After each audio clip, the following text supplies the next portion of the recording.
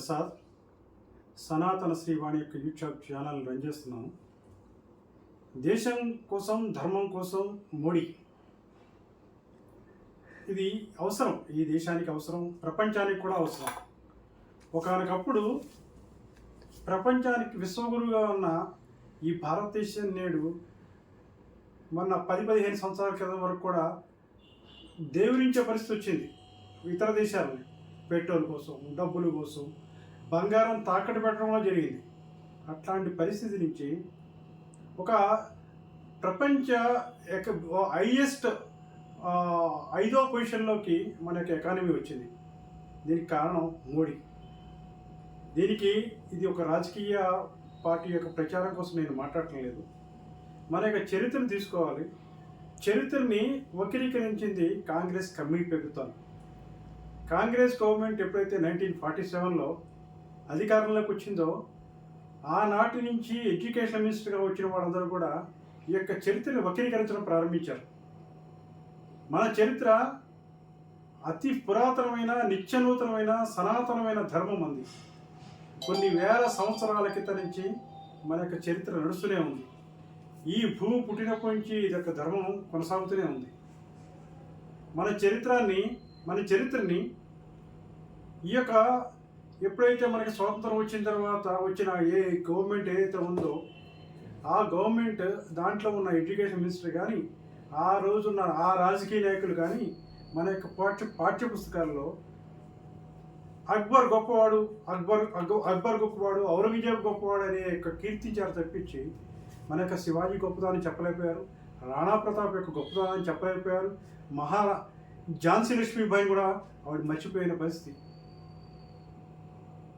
అంటే మనకి ఏంటంటే 1947 ముందు అసలు మన చరిత్రే లేదు అన్నట్టు ఈ యొక్క సమాజాన్ని క్రియేట్ చేశారు. ఒక తరం అయిపోయింది, రెండవ తరానికి కూడా అదే యొక్క మన యొక్క భావజాలాన్ని రుద్దడానికి ప్రయత్నం చేశారు. అయితే ఈ సమయంలో భాజపా ప్రభుత్వం 1987 సంవత్సరంలో ప్రారంభించబడిన ఈ యొక్క భారతీయ జనతా పార్టీ ఆనాటి మహోన్నతులు వాజ్పేయి, అద్వానీజీ ఇలాంటి మహోన్నతులు యొక్క వారి వల్ల ప్రారంభమైన ఈ సంస్థ రెండు పార్లమెంట్ స్థానాల నుంచి ఈరోజు 300 దాటి ఇక పార్లమెంట్లో స్థానాల్లో ఉన్నారు. అయితే మన యొక్క ఈ విషయానికి మన యొక్క పాత యొక్క చరిత్ర మనకు తీసుకుంటే మన చెప్పని చరిత్రని మనం కొద్దిగా తెలుసుకోవాల్సిన అవసరం ఉంది. ఈ యొక్క సనాతన ధర్మం ఏదైతే ఉందో ఈ సనాతన ధర్మం కొన్ని వేల సంవత్సరాల క్రితం నుంచి ఉంది. ఈ యొక్క దాడులు ఎప్పుడు వచ్చినాయి? ఈ యొక్క ముస్లిం యొక్క మొఘలాయి సామ్రాజ్యం యొక్క ఈ యొక్క ఆక్రమణల వల్ల మన మీద దౌర్జన్యాలు, దారుణాలు, మన యొక్క దేవాలయాల మీద, మన ధర్మం మీద, ఈ విగ్రహారాధన మీద దాడులు చేసి మన యొక్క దేవాలయాలను కూలగొట్టారు. ఆనాటి నుంచి ఆనాటి రాజులు చాలామంది వాళ్ళతో పోరాడుతూనే ఉన్నారు. ఏ రోజు కూడా గజనీ గురించి మనకు తెలుసు. గజనీ మహమ్మద్ 17 సార్లు దండయాత్రలు చేసి చివరికి మనలో ఉన్న అనైక్యత కారణంగా లోపలికి ఖైబర్ కమ్యూనల్ ద్వారా మన దాంట్లో ప్రవేశించి వాళ్ళ యొక్క ప్రవేశం ఎప్పుడైతే జరిగిందో అప్పటి వరకు ఇస్లాం అనేది లేనేలేదు. 7వ శతాబ్దం వరకు. అప్పుడు వాళ్ళ యొక్క ప్రవేశం తర్వాత కొద్దిగా మార్చుకుంటూ వచ్చారు. దీని మీద చాలా జాతులు కూడా దాడులు చేసి అప్పటికి కూడా హోణులు వచ్చారు, పరిశీలనలు వచ్చారు, చాలామంది వచ్చారు, దాడులు చేశారు. చేసినా కూడా ఈ యొక్క ధర్మంలో ఈ యొక్క భారతీయ జీవన విధానంలో కలిసిపోయారు. అయితే ఇక్కడ వచ్చినప్పుడు దీంట్లో మన యొక్క స్వాతంత్రం కోసం పోరాటం సాగించారు. 1857లో ఎప్పుడైతే ప్రథమ స్వతంత్ర సంగ్రామం జరిగిందో ఆనాటి నుంచి కూడా చాలామంది యొక్క స్వతంత్ర సంగ్రామం చేశారు. చేసిన దాంట్లో కూడా స్వార్థపరులు కొద్దిగా ఉన్నారు. కొంతమంది నాయకులుగా ఇప్పటికీ ఆ యొక్క పాత చరిత్రని వాళ్ళే నాయకులుగా అంటున్నారు. కొన్ని వందల మంది, వేల మంది ఈ యొక్క ప్రాణాలు అర్పించారు. ఈ యొక్క భారతదేశాన్ని యొక్క స్వాతంత్రాన్ని తీసుకురావడానికి. ఆ యొక్క చరిత్రని తిరిగి మళ్ళీ విశ్వగురు స్థానంలోకి ఈ యొక్క భారతదేశాన్ని తీసుకురావడానికి ప్రారంభించింది రాష్ట్రీయ స్వయం సేవక్ సంఘ్. దానిలో నుంచి వచ్చిన ఈ గొప్ప వ్యక్తులు ఎవరైతే వాజ్పేయి ఉన్నారో, మురళీ మనోహర్ జోషి, అద్వానీజీ, దీన్ దయాళ్ ఉపాధ్యాయ ఇలాంటి మహోన్నతులు మన యొక్క రాజకీయంలో కూడా మురికిని ప్రక్షాళన చేయడం కోసం ఈ యొక్క భారతీయ జనసంఘ్ తర్వాత మళ్ళీ భారతీయ జనతా పార్టీ కింద మారి దాన్ని మొత్తం ఈ యొక్క కార్యక్రమాన్ని కొనసాగిస్తూ వచ్చారు. అయితే ఇప్పుడు ఈ యొక్క నరేంద్ర మోడీ యొక్క చిత్రం ఒకనకప్పుడు మన మన దేశంలోనే మన పార్టీలే నరేంద్ర మోడీని ఆ రాష్ట్రాల్లోకి రావడానికి పర్మిషన్ ఇవ్వడానికి కూడా ఒప్పుకునేవాళ్ళు కాదు. ఆయన అప్పటికే గుజరాత్ చీఫ్ మినిస్టర్గా ఉన్నారు, ముఖ్యమంత్రిగా. అలాగే కొన్ని విదేశాలు, అమెరికా, బ్రిటన్ ఇలాంటి దేశాలు కూడా ఆయనకి వీసా ఇవ్వడానికి వెనకబాటు తను చూపించారు. ఈ 10 సంవత్సరాల్లో వాళ్ళందరూ మోడీ జపం చేస్తున్నారు. ఈరోజు కారణం ఏంటి? మోడీ యొక్క గొప్పతనాన్ని తెలుసుకున్నారు. ఒక యోగి, మోడీ అనేవాడు ఒక యోగి. ఆ మనిషి ఈ రోజున భారతదేశాన్ని విశ్వగురు స్థానానికి తీసుకెళ్ళడానికి ప్రయత్నం చేస్తున్నాడు. చాలామంది ఇప్పుడు కొన్ని వీడియోలు వస్తున్నాయి ఫేస్బుక్లో కానీ యూట్యూబ్లో కానీ. చాలా చిన్నవాళ్ళు, చదువుకున్న వాళ్ళు పక్కన పెట్టండి, చిన్నవాళ్ళు బీహార్, గుజరాత్, రాజస్థాన్, అలాగే మన తెలంగాణ, ఆంధ్ర ఈ ప్రాంతాల్లో కూడా కొంతమంది పని చేసుకునే వాళ్ళు కూడా చెప్తున్నారు, ఏంటి మేము అంటే మాకు ఒక 1000 రూపాయలు పడేస్తే మేము వాళ్ళకి ఓటుని అమ్ముకునే పరిస్థితి మాకు లేదు. ఆలు కోసమో, ఇది మనం బంగాళదుంప కోసమో, ఉల్లిపాయ కోసమో, ఈ డీజిల్ కోసమో, పెట్రోల్ కోసం అది తగ్గించారు, గ్యాస్ తగ్గించారు, దానికోసం మేము ఈ యొక్క ఓటు వేయాలని మేము అనుకోవట్లేదు. ఈ దేశాన్ని, ఈ భారతదేశంలో కొన్ని సమస్యలు కొన్ని 100 సంవత్సరాలుగా ఉన్నాయి. మొదటిది అయోధ్య.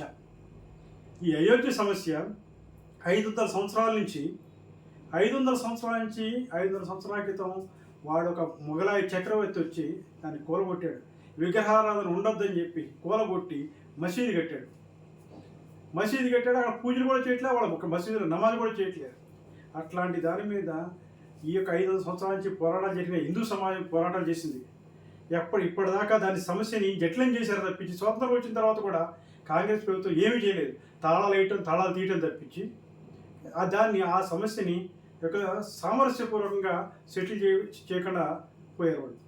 దాన్ని మోడీ ప్రభుత్వం ఈ 10 సంవత్సరాల్లో అందరితోనూ మాట్లాడి ఒక సుప్రీంకోర్టు యొక్క తీర్పు ద్వారా ఈ యొక్క మొత్తం చరిత్రని మొత్తం అంతా కూడా అక్కడ పెట్టి ఆధారాలను చూపించి, సరయూ నది పక్కన అయోధ్య ఉంది, అయోధ్యలో రాముడు పుట్టాడు అని యొక్క ఆధారాలను చూపించి దాని యొక్క మొత్తం అంతా లీగల్గా ఆ యొక్క పర్మిషన్ తీసుకుని సుప్రీంకోర్టు ద్వారా ఆ యొక్క బాలరామ ఒక అయోధ్యలో భవ్యమైన రామ మందిరాన్ని నిర్మాణం చేశారు. అలాగే కాశ్మీర్ సమస్య ఎప్పుడైతే 1947లో మన యొక్క విభజన జరిగిన దగ్గర నుంచి కాంగ్రెస్ ప్రభుత్వం ఎప్పుడు జట్లను చేస్తూనే ఉంది. ఎప్పుడైనా అక్కడ సమస్య అక్కడ బొగ్గున మండుతూ ఉంటేనే వాళ్ళకి ఆనందం. ఆ సమస్యలు కనుక తీరిపోతే వాళ్ళకి సమస్యలు లేవు, వాళ్ళకి ఓట్లు అడుక్కోవడానికి ఏమీ ఆధారాలు లేవు. ఆ సమస్య అలా మంట పెడుతూనే ఉంది. 370 ఆర్టికల్ ద్వారా ఒక దేశంలో 2 రాజ్యాంగాలు, 2 ప్రధానులు, 2 చట్టాలు. ఇక్కడ భారత పార్లమెంట్లో ఎక్కడైతే చట్టాలు ఆ యొక్క చేసినవి ఏవైతే ఉన్నాయో అక్కడ కాశ్మీర్లో చెల్లవు.